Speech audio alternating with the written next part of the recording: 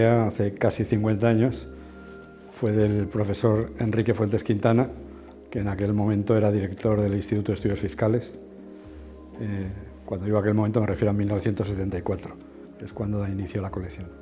Fue él, se supo rodear en aquel momento de historiadores muy buenos, pues Josep Fontana, Nicolás Sánchez Albornoz, bueno, pues gente muy competente, y puso en marcha un proyecto, yo creo que inspirado un poco en algo que había hecho el economista exiliado Gabriel Franco, que era empezar a sacar una serie de autores clásicos españoles. Él retomó la idea y se lanzó con fuerza, como todo lo que hacía don Enrique Fuentes, pues, y la puso en marcha, hasta que el año 77 pues, fue nombrado ministro en el gabinete de Adolfo Suárez, y es cuando él ya se hizo más conocido por los pactos de la Moncloa al año siguiente, etcétera. Pero bueno, fue él, indudablemente, el impulsor de la colección. Sí. Una pregunta difícil. Yo diría que como hoy en día ninguno, porque era inimaginable el sistema en el que vivimos para ellos, ¿no? Pero personas que fueron adelantadas a su tiempo y que consiguieron cambiar el pensamiento económico de la época, claro que los hay, ¿no? Primero, los escolásticos españoles fueron la punta de lanza del pensamiento económico de su época, porque fueron los que vieron el descubrimiento de América, los efectos que había tenido. Entonces, bueno, el profesor Schumpeter y los Friedman, muchos economistas famosos han dicho que se inspiraron en ellos para diseñar luego teorías en el siglo XX, ¿no? Pero hay economistas adelantados, un Jovellanos a finales del XVIII, un Flórez Estrada a principios del XIX, tenían un pensamiento innovador para su época.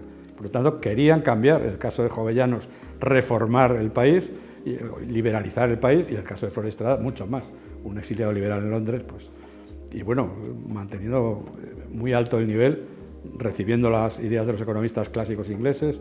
Bueno, es decir, podemos llegar hasta el siglo XX, de Flores de Lemus sería el último caso, ¿no? El gran reformador antes de la Guerra Civil de los estudios económicos en España. No hay autocomplacencia en ninguno de ellos.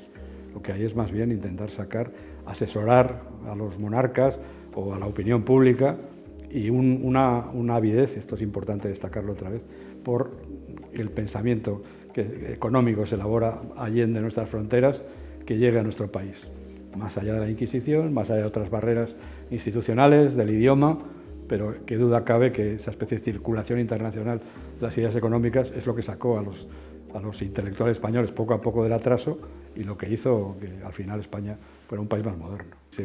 Los primeros textos son los relacionados con la escolástica. Ya se encontraban con los problemas del descubrimiento de América, con la inflación, con subida de los precios generalizada debido a la carrera de los metales preciosos. Después viene el siglo de la deflación, siglo XVII, y se encuentran con la caída del imperio. Ahí tenemos a los arbitristas, los mercantilistas, que están explicando por qué ese imperio en el que nunca se ponía el sol va a dejar de ponerse de repente. De repente en la Ilustración se está descubriendo los males del país, los males del atraso económico, la agricultura, ¿eh? Es decir, siempre se van viendo esos problemas en cada uno de los momentos, ¿no? En el XIX lo mismo, es decir, los problemas de un país que no había sido liberal todavía, y cómo de repente tiene que abrirse, y cuando digo abrirse me refiero incluso a recibir las ideas generadas en el extranjero, que son siempre las que han tirado de nosotros. Eso en la segunda mitad del siglo XIX parece que se demora, según la hipótesis del profesor Estapé, un tiempo, ya no estamos un poco al corriente, y en el siglo XX, bueno, pues hay un reverdecer, pero tardío, porque los estudios de economía en España no existen hasta después de la Guerra Civil. Perdón. El profesor Ernest Lluch ya entró en una de las fases de los años 80, cuando la colección esta la llevó la Sociedad Estatal Quinto Centenario, entró en el comité, yo estaba trabajando entonces, entró en el comité científico, y fue una persona que aportó muchísimo.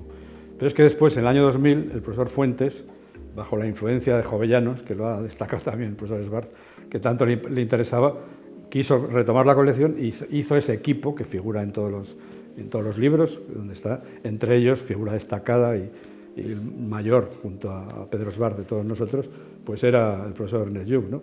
Entonces, desde los años mediados de los 90, mediados de los 90, hasta el triste año 2000 en que es asesinado, él fue un miembro muy activo del comité científico, especialmente en la parte que él dominaba, que era el siglo XVIII, ¿no? Y asesoraba, trabajaba.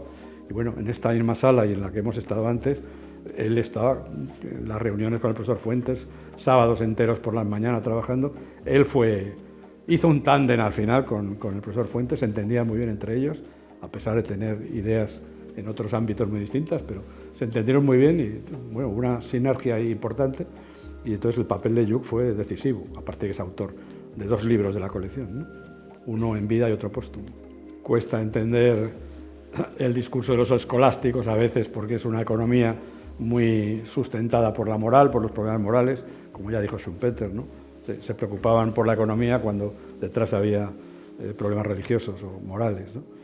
Cuesta entender a los mercantilistas, porque claro, están defendiendo una estrategia de mantenimiento de instituciones antiguas, como los gremios, de proteccionismo a toda costa, defendiendo el cierre de las fronteras. Tenían sus motivos, pero claro, hoy en día cuesta entender el discurso mercantilista.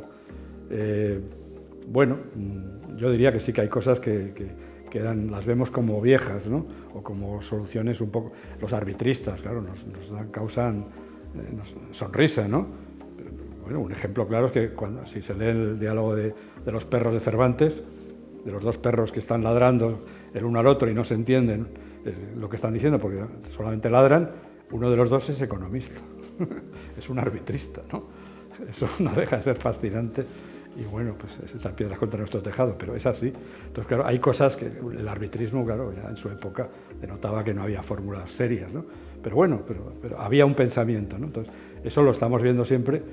Pero yo diría que lo que no debemos hacer es caer en las actitudes de descalificación de los autores del pasado por el hecho de que no mantienen discursos como el nuestro o emplean un instrumental metodológico matemático como el nuestro, etc. Eso sería un error muy grave. Por lo tanto, el máximo respeto hacia nuestros grandes economistas.